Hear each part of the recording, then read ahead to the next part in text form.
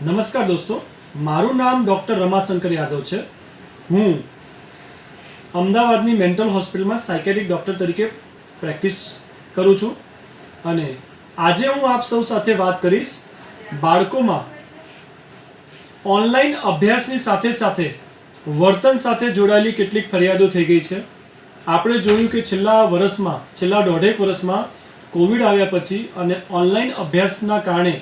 દરેક બાળકો પોતાની પાસે મોબાઈલ રાખતા થઈ ગયા છે અને મોબાઈલ રાખતા બાળકો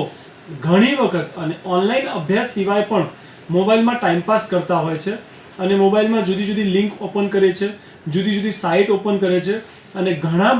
બાળકો આ ટેવ ધીમે ધીમે મોબાઈલનો વધુ યુઝ કરવાના કારણે કેટલાક બાળકો પોર્ન વિડીયો જોવાની, પોર્ન ફોટા જોવાની, પોર્ન સાઇટ ઉપર જવાની એક ખોટી ટેવ પણ પાડી દીધી છે અને આ ટેવ પડ્યા પછી ઘણા બાળકોની કન્ડિશન એવી થઈ છે કે બાળકોના વર્તનમાં ફેરફાર થયો છે। બાળકો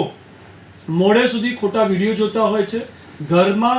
કોઈ એક શાંત જગ્યાએ જઈને એકાંતમાં જઈને ખોટી તે વિડીયો જોતા હોય છે,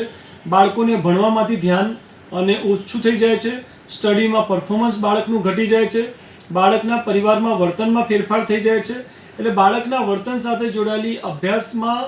એના પરફોર્મન્સ ઘટવા સાથે જોડાયેલી ઘણી બધી ફરિયાદો બાળકોમાં આવી રહી છે। આવી ફરિયાદો